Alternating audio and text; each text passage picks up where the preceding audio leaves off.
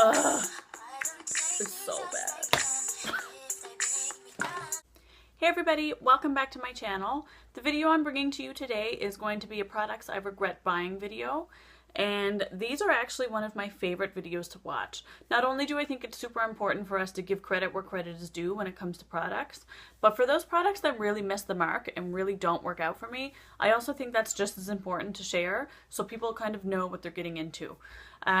This by no means means that these products are absolutely awful and they won't work for anyone, and if they worked for you, that's great, but for me, they sucked. So that's that, and let's get right into it. The first one you guys already know that I'm really not a huge fan of, and it's the Dior Skin Nude Air Serum Foundation. And this didn't work for me because it looks so heavy on the skin. It's very fluid, like you can hear the product physically in a water state, and it's so heavy on the skin, it just doesn't make sense to me. It was something that I really actually wanted to return to the store because it's that bad that I won't use it. It will just sit on my counter, or I'm gonna have to give it to a friend because it's just gonna be wasted space here for me. So it's time to get rid of that. The next thing that I really didn't like was the Lancome Doll Lashes Mascara. Now, this one was a special edition for the Albert Elbaz collection. The packaging is stunning, don't get me wrong. Like, I almost don't think that I'll get rid of this tube just because I want to have it somewhere because it's so pretty. But the Doll Lashes wand is like a cone shape, so it's very thick on the end, and then it almost looks like a Christmas tree. My problem with this is that it's such a dry formula that when I put it on, it almost immediately starts to flake. It smudges. I pick at my eyes so badly when I have this mascara on, and one of these days actually that I had this on, I lost one of my contacts because I was playing with my eyes so bad because it kept flaking and getting in my lens, and I actually lost one of my contacts. So I definitely would not recommend this. Lancome Hypnose is one of my absolute favorite holy grail mascaras of all times. And I do believe that Lancome knows how to do mascara. They just really missed the mark with this one for me. This is the Physicians Formula Super BB All-in-One Beauty Compact Cream. And this is something that I didn't like just because, number one, I really don't like the packaging. I'm not sure why I bought it anyway. The color was quite off for me. I apologize if you guys can't really see. The color was quite off for me, and the formula did absolutely nothing for me. It didn't really cover, it was really streaky on the skin, it was just a pain, and I'm really glad to have that one out of my life. This product is actually still pretty much full, and I'm going to have to give this away to somebody. It's the Redken Fashion Work 12 Versatile Working Spray. And the reason that I can't have this is because the smell is so bad. I don't know what it is about these aerosol products, but some of them smell so strong, and I just can't do it. I'll go back to my Elnet Unfragranced, which I always have several cans of that on hand because it's just so good. But that Redken one is getting out of my house. This is the 6-color concealer and corrector palette in the shade Light from BH Cosmetics.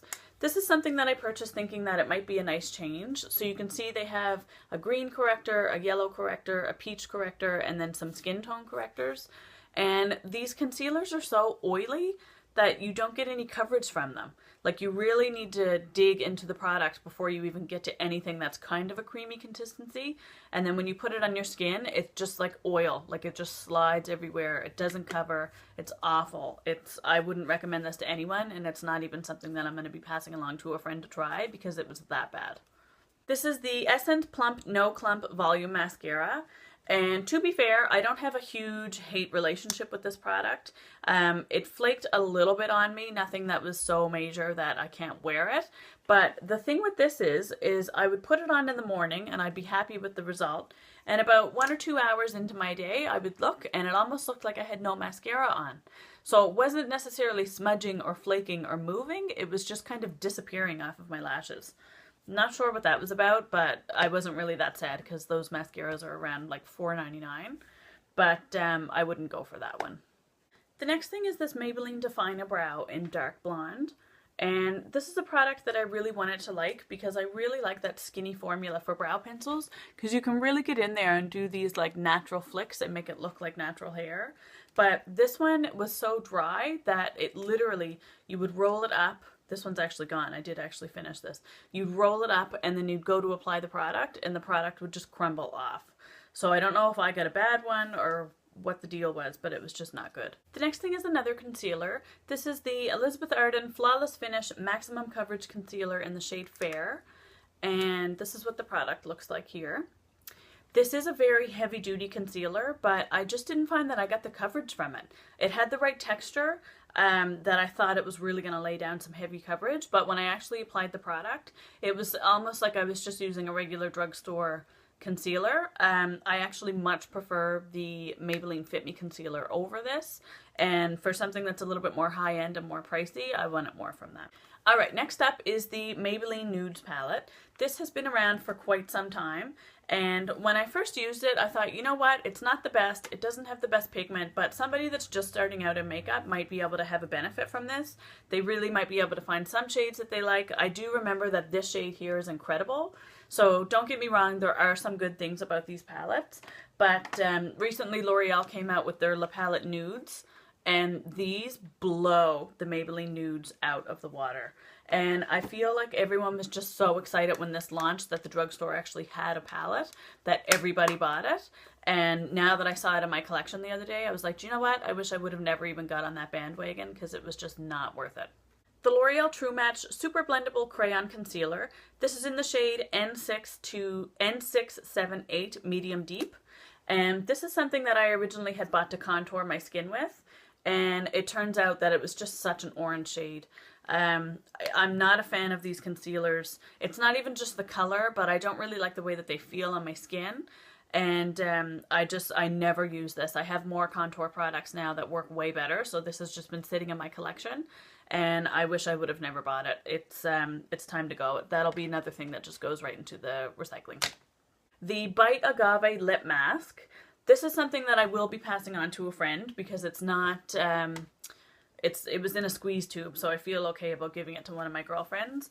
And so many people love this product, and they say they put it on and they wake up and their lips are brand new and they're so smooth. This did absolutely nothing for me. And I love Bite lip products. Like, they do lip products like nobody else.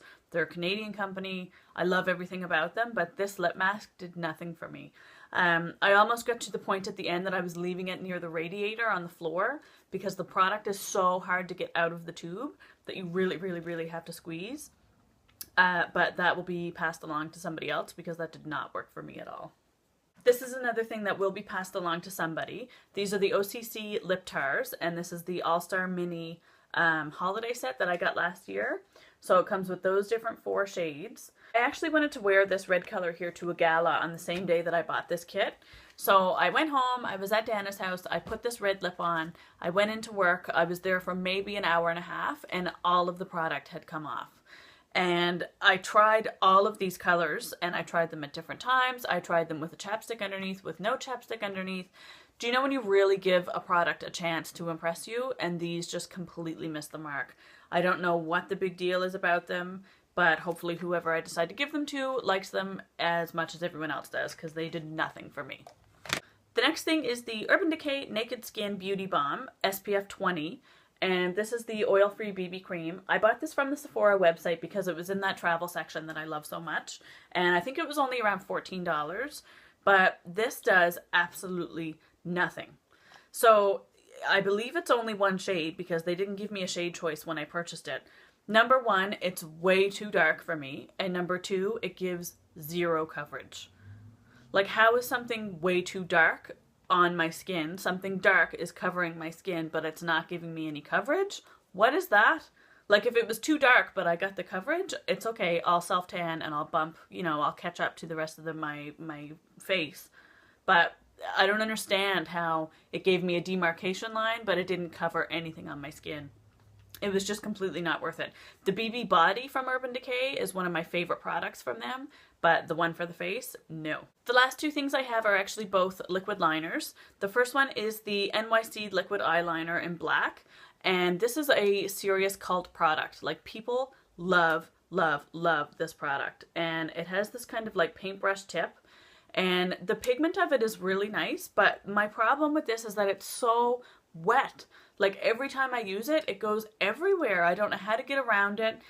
It's maybe something that I could go in and trace over a line that I already made, but it's just not even worth it. It was so cheap, and it's another thing that will just go in the garbage for me because it did nothing for me. I really don't know what the hype is about this product. My last thing is probably one of my most regretted purchases ever, and had I have purchased this in full size, I would be a sociopath. But I did purchase it in a bonus kit. It was actually a eyeliner and a mascara. Dana went at the mascara, I went at the eyeliner, so we split this like $24 set. It's the Kat Von D Tattoo Liner in Trooper. And this is another thing I know that people love and have really strong feelings about. But this is just, it looks fine when you put it on. It's not as black as the NYC, first of all. So you're paying $23 or $26, however much the full size costs. You're paying $26 for this when this is like $3 at the drugstore. Like, they're not even close to the same color. Second of all, the way that this goes on, the ink flow is not consistent at all. And number two, I wish I had pictures of what this did to my eye.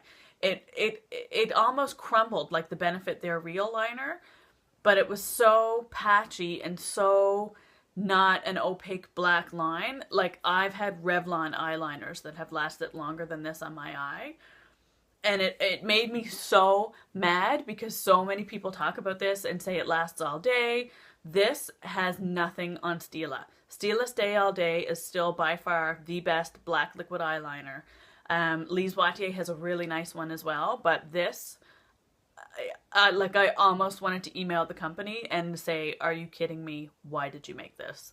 So again, people always say it. I don't know if I got a bad one, but this really, really, really agitated me. So it was one of those products that I'm super glad, again, to be throwing this out. This is not going to anyone I know because I would not put anyone through that. I don't wish this eyeliner on my worst enemy.